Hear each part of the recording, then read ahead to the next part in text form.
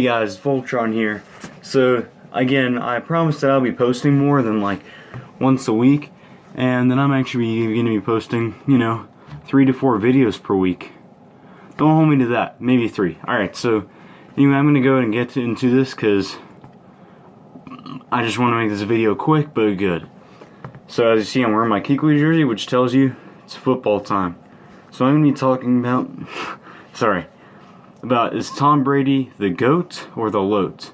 Now, if you've watched this channel before, you've heard me say the GOAT before, meaning greatest of all time, and basically a lot of things. But LOAT is the luckiest of all time. I'm not saying that Brady's a lucky guy, but 2 of his Super Bowls have come off of a couple of very lucky plays. Let's just put it that way. So let's put his resume in as greatest of all time.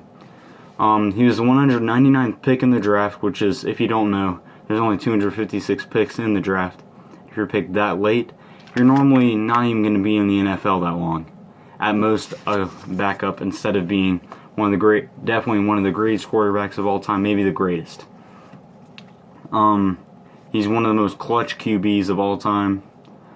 He has also won the most Super Bowls out of any QB, and the most Super Bowl MVPs. 5. He's won 5 Super Bowls and 4 MVPs. The only one not being him was Randy Moss, one of the greatest wide receivers of all time. Sorry about the light, by the way. So let's go into why he's the GOAT. There's that resume. He's clutch. He's been good for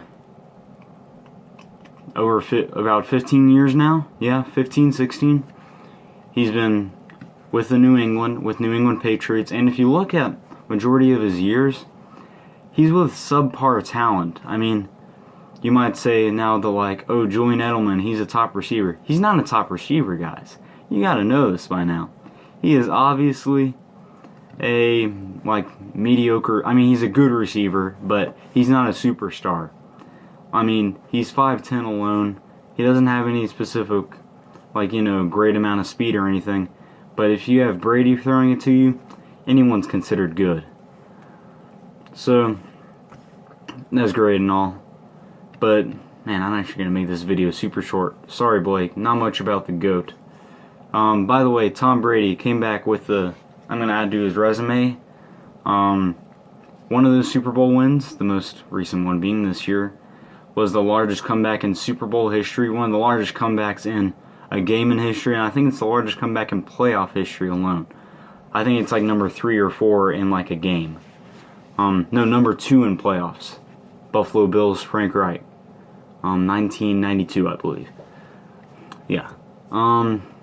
Brady, as I said before, great player. Now, when I'm saying luckiest of all time, I'm not saying, hey, he's a... I'm not saying, hey, he's a bad, or I'm not saying he's an average quarterback or he's just a good quarterback. I still think he's one of the top 5 quarterbacks, no matter if he is the luckiest or if he's the greatest. I mean, if he's the greatest, he's obviously top 5. The luckiest, you might say, well, yeah, Peyton Manning is also up there, Joe Montana, what's his name, Terry Bradshaw, Ben Roethlisberger, wherever you want. I might make a greatest of all time quarterback video, actually, next week. Because I'm going to do this video, and then tomorrow I'm going to do my March Madness review of this past weekend. What about Duke losing, man? That was insane. Duke and Villanova losing. Yeah, every one of my classes' bracket is screwed up, but that's besides the point. So I'm going to be doing the, preview. It smells really bad, but I'm going to do the preview and review and preview of the round of 64 and 32, and then the Sweet 16 and the Elite 8. My predictions, any upsets, so forth.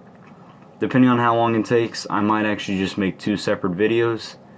And if you're in band with me, which I think all my subscribers are except 3, then you know that we have the Spring Showcase on Thursday, so I can't really do anything about it. And then Friday, I'm just freaking lazy, so I'm not going to make one. So we got that. Now to go in the luckiest of all time. I don't know.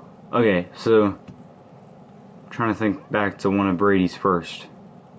The Panthers Super Bowl? I don't know a whole lot about that besides Panthers losing by 3. Dang it, Brady. Super Bowl 49. Let's go to that. That's one of my favorite lucky moments. So you might say, Seattle? They made a bad call after Jermaine Kearse making that amazing catch where, you know, it like bobbled around his legs and then he caught it and they were like, I know they were inside the 20, but they might have been inside the 10. And then Malcolm Butler making, by the way, Malcolm Butler was a rookie. That's insane to make the play of the game as a rookie. That was a very lucky play because I don't know if a whole lot of people know this. Marshawn Lynch, he got the most rushing yards and touchdowns that season. By the way, Marshawn Lynch, he wants to go to Oakland. Like, he wants to play for the Raiders because he grew up and lives in Oakland right now. And, I mean, that's pretty insane, man. I think he wants to represent his hometown while they're still in Oakland for the next few years until they move to Las Vegas. So let's keep going with it. So 49, he got very lucky on that play alone. And I can't really recall that many because, I mean, I still only watched like 3/4 of the game, so you can go with that. Again, I'm not saying he's the luckiest of all time. I've just seen videos saying Tom Brady has just had tons of luck. Which, granted, if you watch this Super Bowl, you know also why. Brady, down by, it was, what was it, 28-3 at the half or something like that? Well, it was 28-3 at some point. Final score was, I'm sorry, Blake. Was it 34-28? Like they scored a touchdown? I think Patriots did score a touchdown. But either way, Edelman, if you guys know about Edelman, the catch he made where, in my opinion, it should have been an incomplete. But, I don't know, I kind of started cheering on the Patriots. I'm going to admit, I like Brady. I'm not a bandwagon fan by any means. Zach Abernathy is a bandwagon. If you know Zach Abernathy, watch out, he's a bandwagon. Don't let him suck you into his, I don't know what he does. I'm not a bandwagon. I like seeing talent develop, and I like seeing underdogs. Obviously, New England wasn't the underdog. I picked Atlanta to win, but I was like, you know what? I like New England. I mean, I normally hate New England, but I want them to win because they're the underdogs in this matchup now. Just like human stuff, you know.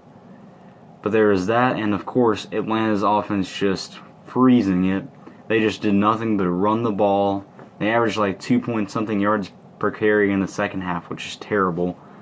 Let alone with the best running back duo in the league, and Devontae Freeman and Tevin Coleman, which they should have thrown in more with Matt Ryan. Or no, was it the other way around? I think in the third quarter they ran the ball a ton, and in the fourth quarter they threw it with like Matt Ryan. Like, you guys are idiots. So I'm actually going to end this video. I thought it was going to be like 5 minutes. It's still 8.5. Not bad. So that's it, guys. And Sabra!